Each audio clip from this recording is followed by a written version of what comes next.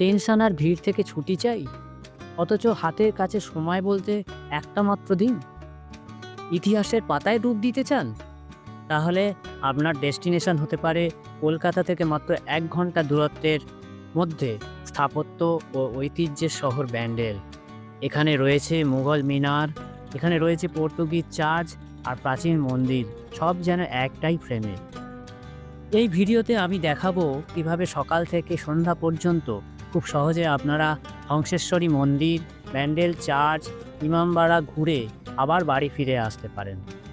পুরো প্ল্যানটা যদি জানতে হয় আমার ভিডিওটা শেষ পর্যন্ত দেখতে হবে। তাহলে শুরু করা যাক আমাদের একদিনের ব্যান্ডেল ভ্রমণ। চলুন, লেটস গো। গুড মর্নিং বন্ধুরা, আবার একটা নতুন সকাল, আবার একটা নতুন জার্নি। তো আজকের এমন একটা জায়গার আপনাদেরকে দেখাবো যাতে বাড়ির ছোটদের সঙ্গে নিয়ে আপনারা ঘুরতে পারেন। সারাদিন ধরে ঘুরে আনন্দে তারা মাতোয়ারা হতে পারবে, কেননা এখন পরীক্ষা শেষ হয়ে গিয়েছে। আর এই শীতকালেই তো মানুষ একটু বেড়াতে যেতে চায়। আর ঘরের কাছে যদি এমন সুন্দর জায়গা একটা থাকে যেখানে সকালবেলা বেরিয়ে সন্ধ্যেবেলার মধ্যে বাড়ি ফিরে আসা যায়, তার থেকে ভালো আর কি হতে পারে। তো এরকম একটা জায়গার সন্ধান নিয়ে আমি আজকের আপনাদের নিয়ে যাব, দেখাবো সেখানে কি কি দেখবার আছে।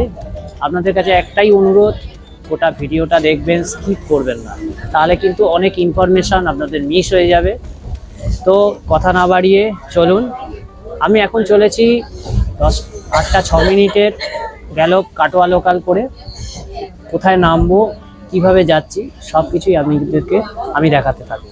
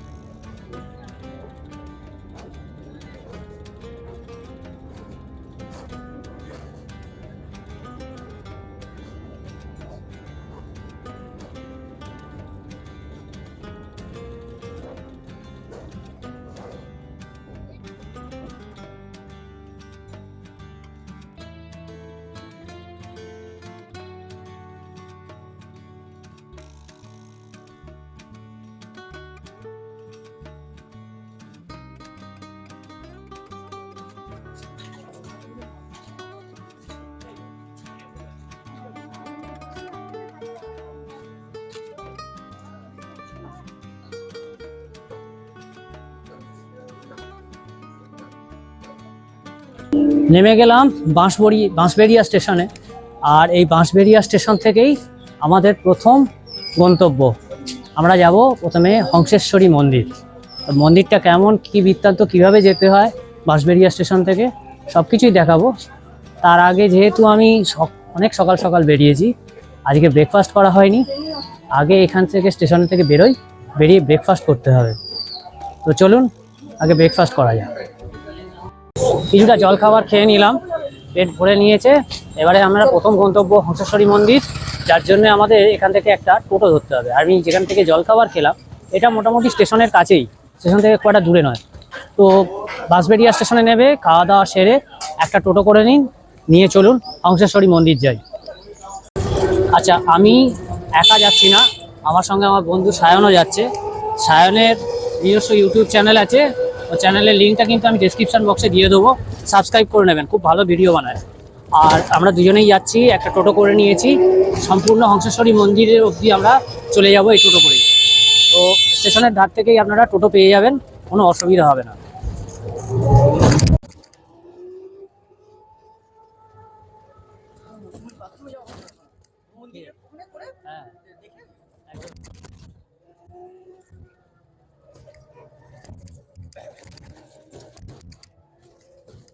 টোটো থেকে নেমে পড়লাম, আর আজকের প্রথম গন্তব্য হংসেশ্বরী মন্দির। একদম এসে গিয়েছি হংসেশ্বরী মন্দিরের সামনে। তো এখানে হংসেশ্বরী মন্দিরের ইতিহাসটা অবশ্যই আমি আপনাদেরকে বলে দেবো। তার আগে আমি চলুন হংসেশ্বরী মন্দিরটা দেখাই, বা তার চারপাশটা আগে ঘুরে দেখে নিই।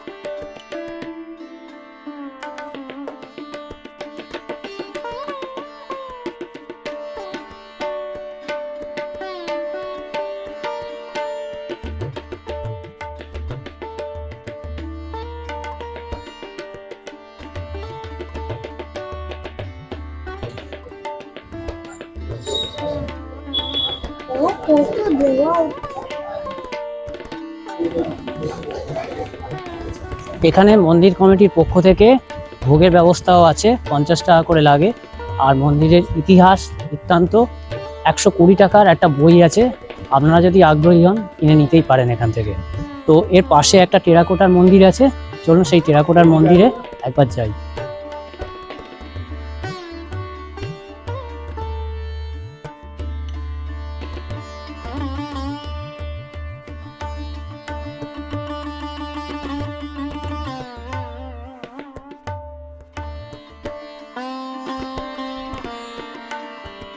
যে টেরাকোটার মন্দিরটা দেখতে পাচ্ছেন, এই মন্দিরের ভেতরে কিন্তু প্রবেশাধিকার নেই, একটি নারায়ণের মন্দির। আর টেরাকোটার কাজগুলো অপূর্ব। আপনারা যারা আসবেন ধ্বংসেশ্বরী মায়ের মন্দিরে দর্শন করতে, এটা কিন্তু তার সঙ্গে অবশ্যই দেখে নেবেন, খুব সুন্দর মন্দিরটি।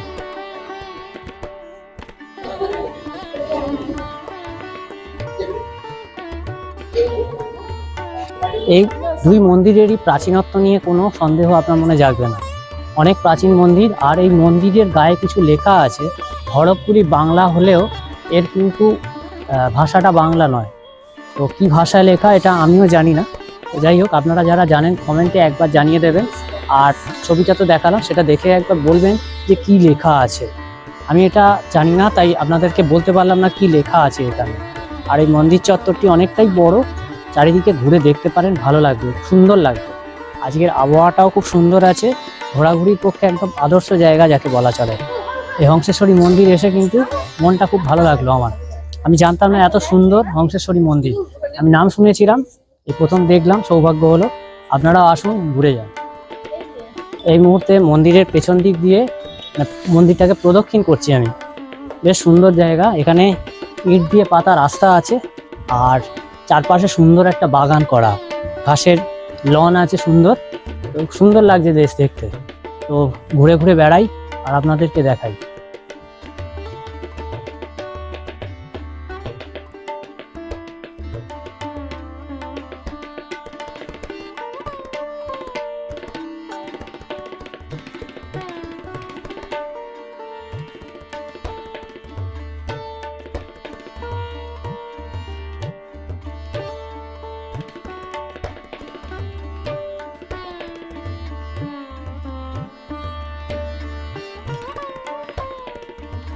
আর এখানে রয়েছে মহাদেবের শিবলিঙ্গ।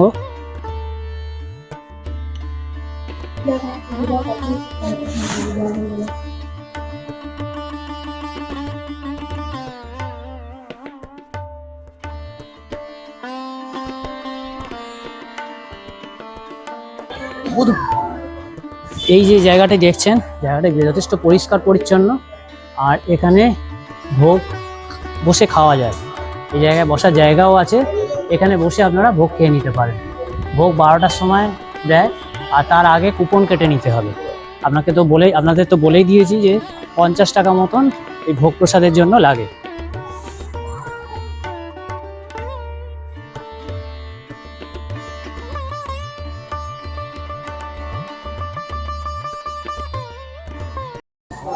এখান থেকে এখন বেরিয়ে যাচ্ছি, আমাদের হংসেশ্বরী মন্দির দর্শন হয়ে গিয়েছে, এবারে যাব ব্যান্ডেল চার্চ।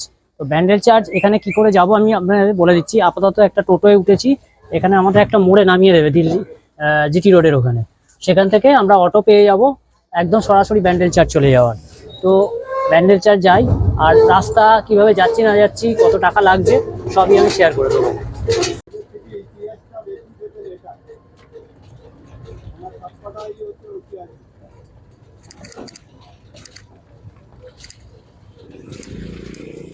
হংসেশ্বরী মন্দির থেকে যেখানে ব্যান্ডেল চার্চের দিকে যাব, সেখান থেকে একটা জায়গায় টোটো আমাদের নামিয়ে দিল।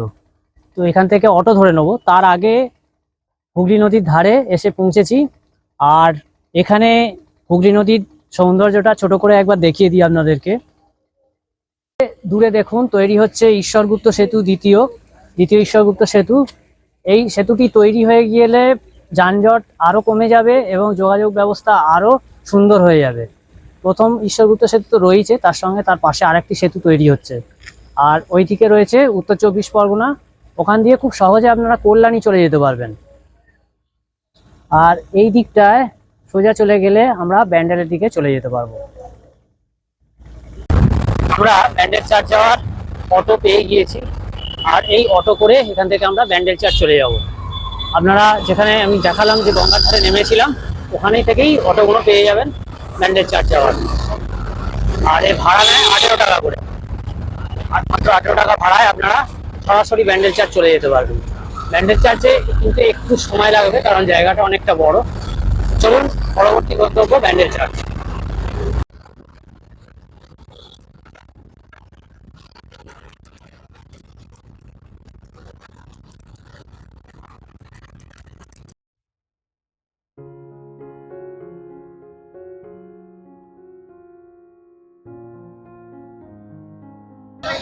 অবশেষে পৌঁছে গেলাম ব্যান্ডেল চার্চে। এখান থেকে হংসেশ্বরী মন্দির থেকে যেভাবে এলাম আপনাদের তো দেখিয়ে দিলাম, প্রথমে টোটো করে, তারপরে ওখান থেকে আবার অটো করে। তো এই যাত্রাপথটা খুব বেশি সময় লাগে না। চার্চ খোলা থাকবার সময়টুকু বলে দিই, সকাল 8টা থেকে আর বিকেল 4:30 পর্যন্ত চার্চ খোলা থাকে। এই সময়ের মধ্যে ঘুরে নেবেন এই ব্যান্ডেল চার্চ। ব্যান্ডেল চার্চের আর্কিটেকচার বা স্কাল্পচার যা বলেন না কেন, খুব সুন্দর। তো সেটাকে ভালো করে একবার আপনাদেরকে দেখিয়ে দিই।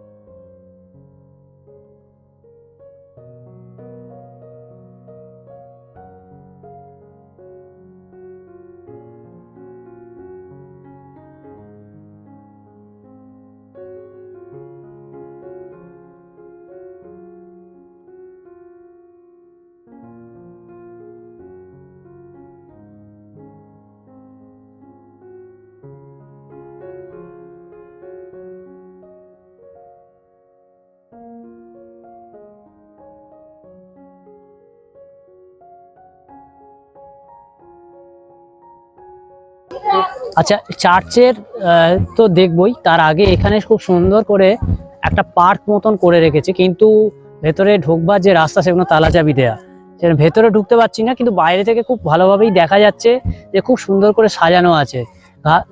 মানে ঘাসের লন রয়েছে, বাগান করা আছে, আর যিশু, মাতা মেরি, এদের বিভিন্ন মূর্তি রয়েছে। এখানে রয়েছে খ্রিস্টান যাজকদেরও বিভিন্ন মূর্তি, সেসব দিয়ে সাজানো আছে।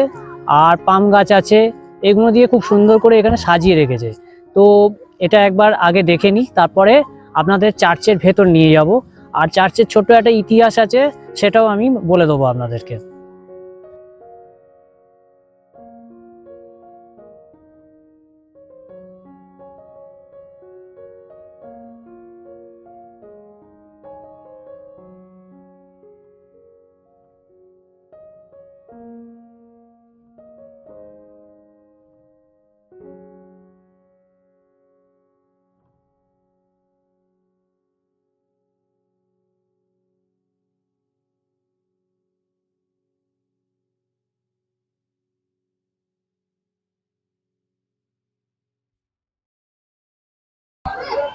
এই চার্চটি কিন্তু অনেক প্রাচীন, 1599 সালে এই চার্চটি নির্মিত হয়েছিল।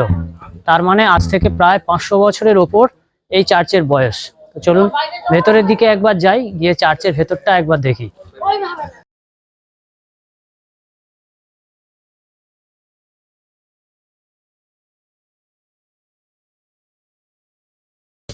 এইবারে আমি যেটায় যাচ্ছি সেটা হচ্ছে কি চার্চের একদম মাথার দিকে।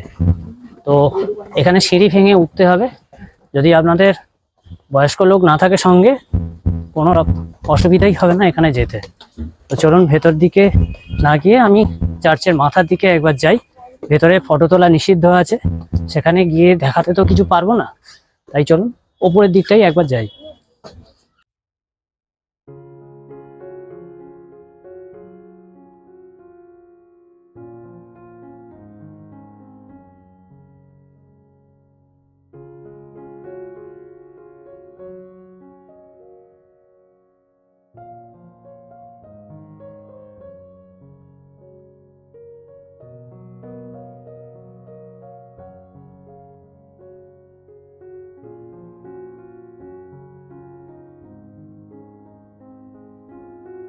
এটা একটা মাস্তুল ঘর, আর এটার একটা ইতিহাস আছে, সেই ইতিহাসটা আমি বলছি।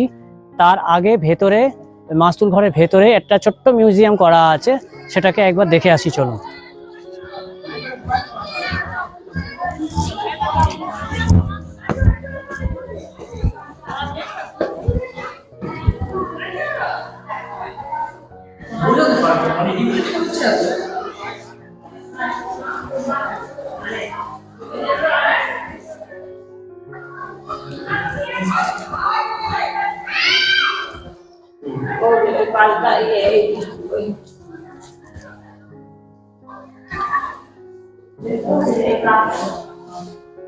এটা কাঠের মাস্তুল, অনেক পুরনো।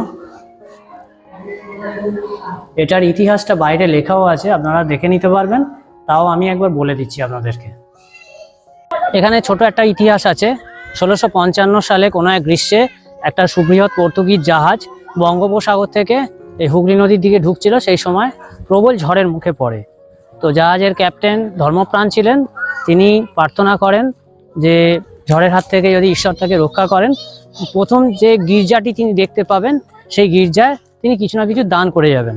তো ওই ব্যান্ডেল চার্চে এসে যখন তার এই ব্যান্ডেল গির্জার এখানে যখন তার জাহাজ এসে ভেড়ে, তিনি নিজের জাহাজের মাস্তুলটা এখানে দান করে দিয়েছিলেন। আর 2010 সালের প্রবল ঝড়ে যখন এই মাস্তুলটা এখানে লাগানো ছিল ভেঙে যায়, পরবর্তীকালে আবার সেটাকে সরকারি সহায়তায় আবার এই মিউজিয়ামটার মধ্যে রাখা হয়েছে। এটাই ছোট ইতিহাস, এটা দেখে নিতে পারেন এখানে আসলেই।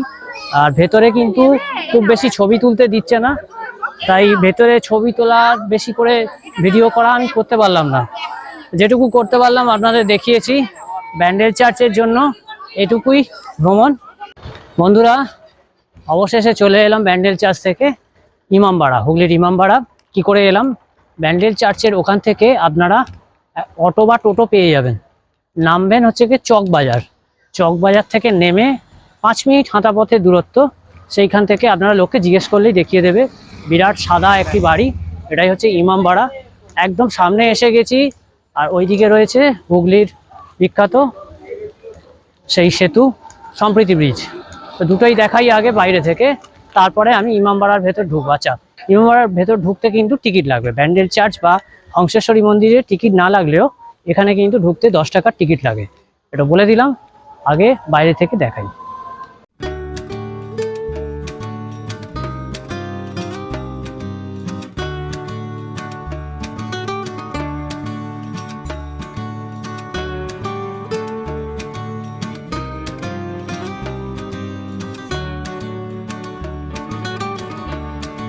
নভেম্বর মাস থেকে ফেব্রুয়ারি মাস পর্যন্ত এই ইমামবাড়া খোলা থাকবে, সকাল 8টা থেকে সন্ধ্যে 5টা অবধি। আর তার পরবর্তী সময়টুকুতে 5:30 অবধি খোলা থাকে। এখানে সময়সূচি, আচ্ছা আমি 10 টাকা বলেছিলাম, 10 টাকা নয়, প্রবেশ মূল্য হচ্ছে 20 টাকা এখানে। তো 20 টাকার টিকিট কেটে ভেতরে চলে চলুন।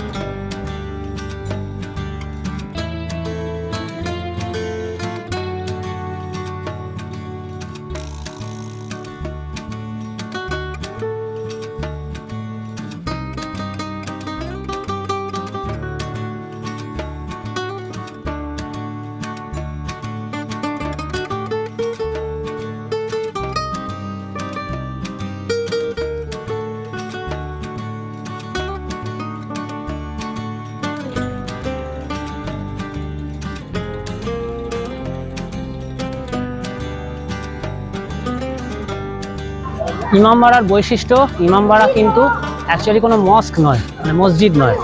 ইসলামীয় ভাবধারায় দিয়ে প্রস্তুত হলেও হাজী মোহাম্মদ মহসিন এটা জাতি ধর্ম নির্বিশেষে সকলের জন্য বানিয়েছিলেন। এইবারে এখানে একটা বিরাট ঘড়ি আছে, সেই ঘড়িটি লন্ডনের বিগ বেন যেটা আছে তারপরেই এর স্থান। তো এই ইমামবাড়ার সৌন্দর্যটা একবার দেখিয়ে দিই। অনেক পুরাতন বাড়ি, কিছু কিছু জায়গায় সামান্য হলেও ক্ষয় হয়েছে, সব শুদ্ধই কিন্তু ভালোই। এখানে একটা ছোট্ট ফোয়ারাও আছে। আর এটা যেহেতু সন্ধ্যেবেলায় বন্ধ হয়ে যাবে, সন্ধ্যেবেলার পর ফোয়ারা আপনারা দেখতে পাবেন না।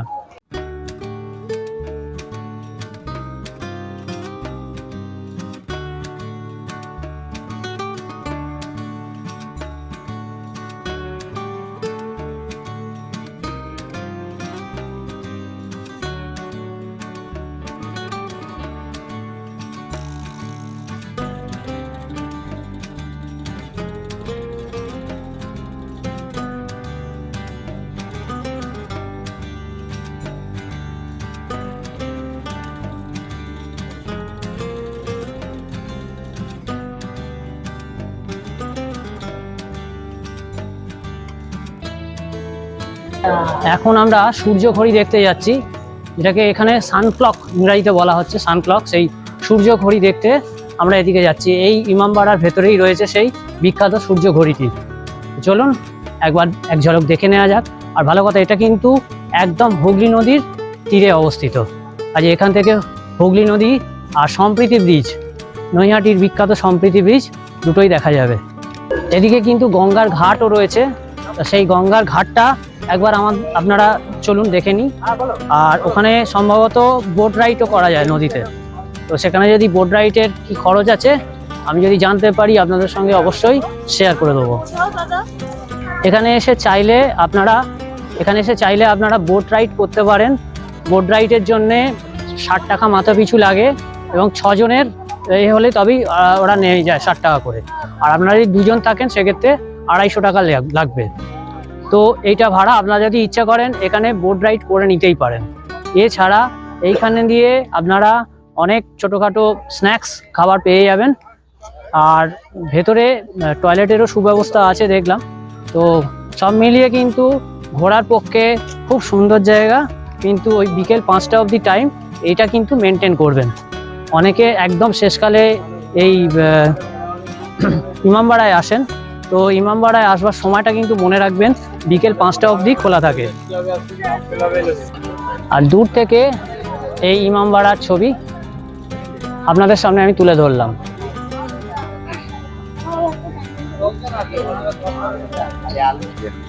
এটাই হচ্ছে গিয়ে সেই বিখ্যাত সানক্লক বা সূর্য ঘড়ি। দেখুন এখানে একটা ইন্ডিকেটর আছে, এর ছায়াটা পড়েছে যেভাবে সেই অনুযায়ী কিন্তু আমাদের সময় নির্ণয় করা যাবে। এখন বাজে 12টা 50 মতন, অর্থাৎ 1টা বাজার সময় হয়ে গিয়েছে। দেখুন যে ছায়াটি আস্তে আস্তে 1টার ঘরের দিকে এগোচ্ছে। এইভাবে সেই সময় সুন্দর করে সময় নির্ণয় করা হতো। এটা তো গেল সানক্লক। আর দূরে দেখুন হুগলি নদী, আর হুগলি নদীর তীরে দেখুন দুটি সেই বিখ্যাত সেতু। একটি হচ্ছে জুবলি ব্রিজ, যেটি এখন ট্রেন চলে না, আর তার ওপারে একদম নবনির্মিত সম্প্রীতি ব্রিজ। এক খুদে ভ্রমণার্থী আর তার মাকে পেয়ে গিয়েছি, যারা আমাদের ব্লগ দেখে এক সময় এখানে এসছেন। তো ওনারা কিছু বলবেন। বলুন আপনারা কিছু বলবার থাকলে আপনারা দিন। I'm so happy to come here and see to Bhaiya, and I'm so happy to see. আপনারা কোথা থেকে এসছেন? Durgapur. ওকে, তো এনারা দুর্গাপুর থেকে এত দূরে এসছেন আমাদের ব্লগ দেখে, এটা শুনে খুব ভালো লাগলো। আর আমার চ্যানেলটা এনারাকে সাবস্ক্রাইব করে নেওয়ার অনুরোধ রাখবো। তো এনারাও এখানে এনজয় করুন। এনারা বাকি জায়গাগুলো দেখবেন, সেটা গাইড করে দিলাম, এনারা ঘুরে দেখবেন। আর আপনারাও এনাদের মতন আস্তে আস্তে ঘুরে দেখুন, তবে ভালো লাগবে জায়গাটা। তো চলুন এবারে আমাদের এখানে যে টাওয়ারটা আছে, টাওয়ারটা একবার দেখে আসি।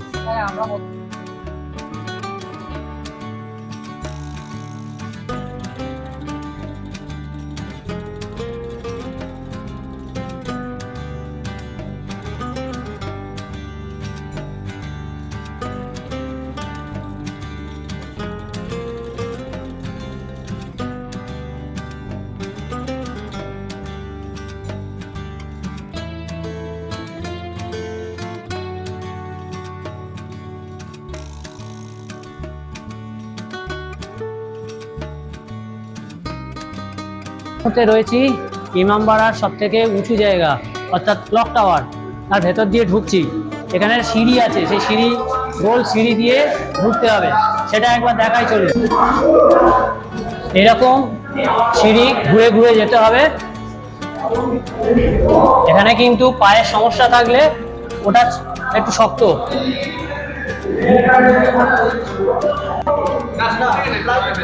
আচ্ছা, এটা কিন্তু আচ্ছা ঘড়ি ঘর বলে, বড় বড় ঘন্টা আছে, নির্দিষ্ট সময় অন্তর বাজার কথা। এখন কিন্তু বাজে কি না সেটা আমি বলতে পারবো না, সেটা আপনারা যদি কেউ জানেন কমেন্টে জানিয়ে দেবেন আমাকে। একদম ওপরে উঠে এসেছি। এখানে সিঁড়ি কিন্তু বেশ উঁচু উঁচু, উঠতে সামান্য কষ্ট হলেও হতে পারে। তো এরপর থেকে এর ভিউটা দেখানোর চেষ্টা করছি। দেখুন, এই সিঁড়িগুলো ভেঙে আমরা ওপরে এলাম।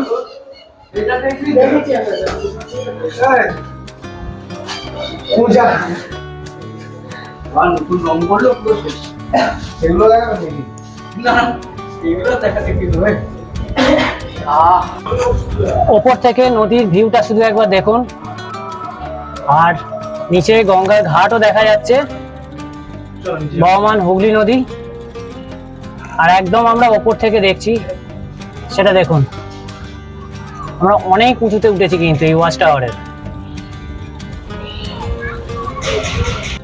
এই ইমামবাড়ার যে চূড়াটা রয়েছে, চূড়াটা 150 ফুট উঁচু, আর এখানে উঠতে গেলে 152টা সিঁড়ি কিন্তু ভেঙে উঠতে হবে, এবং সিঁড়িগুলো ভীষণ রকম খাড়া।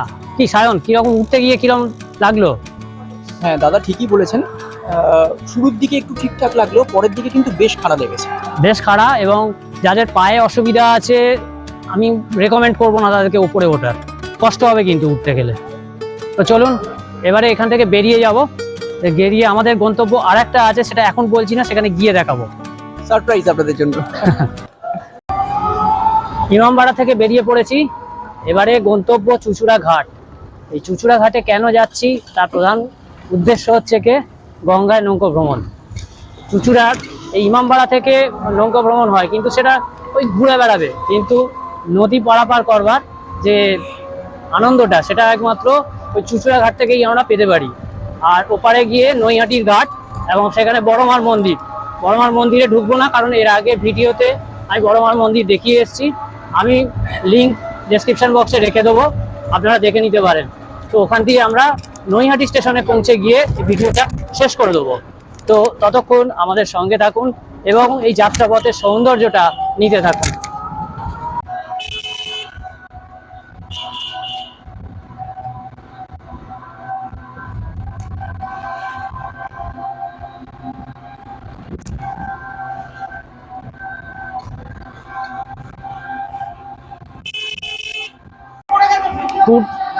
টোটো করে আমরা ওই ইমামবাড়া থেকে চুঁচুড়া ঘাটে এসছি। রাস্তা ভয়ানক রাস্তা, মনে হচ্ছে যেন খুলে বেরিয়ে আসবে সবকিছু, এত ঝাঁকুনি। তো যাই হোক, সেই ঝাঁকুনি সহ্য করে চুঁচুড়া ঘাটে চলে এসছি। এবারে এখান থেকে নদী পার হয়ে ওপারে নৈহাটির দিকে যাব।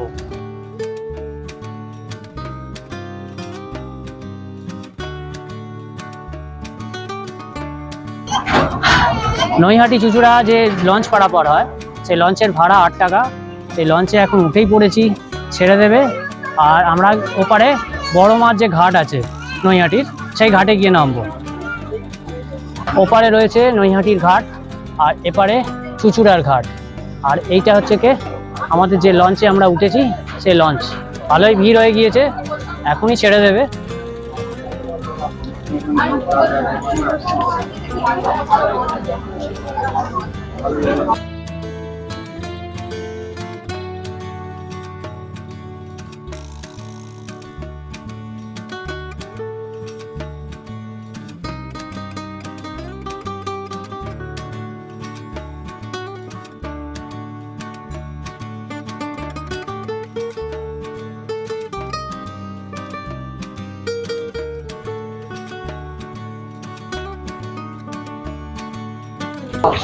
নৈহাটির ঘাটে পৌঁছে গিয়েছি। এবারে আস্তে আস্তে সবাই মিলে নামছি, আর এবারে আমাদের গন্তব্য নৈহাটি স্টেশন। পথে পড়বে বড়মার মন্দির, এগুলো দেখতে দেখতে আমরা নৈহাটি স্টেশনের দিকে চলে যাব।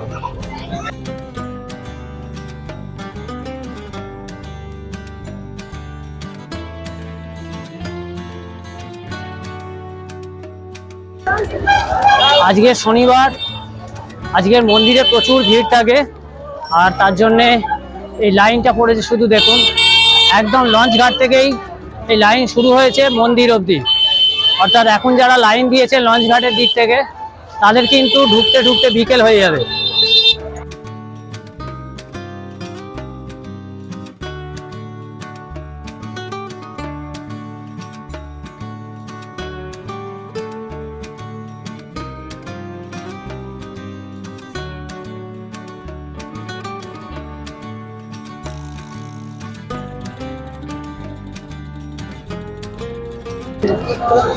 তো আজকে অনেকটাই ঘোরা হলো।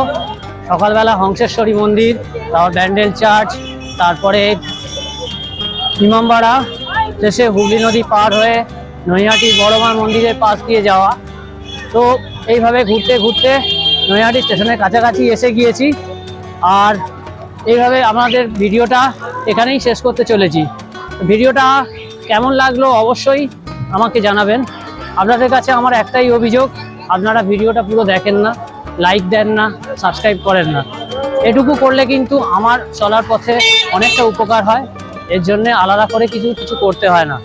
তো সেই জন্যই অনুরোধ রইল, ভিডিওটা ভালো লাগলে লাইক সাবস্ক্রাইব করে দেবেন, শেয়ার করে দেবেন বন্ধুদের মধ্যে। আর আরও সুন্দর সুন্দর ভিডিও নিয়ে খুব তাড়াতাড়ি আপনাদের মধ্যে ফিরে আসছি, আপনাদের বন্ধু শুভ্র। ততক্ষণ সবাই ভালো থাকবেন, সুস্থ থাকবেন, টাটা।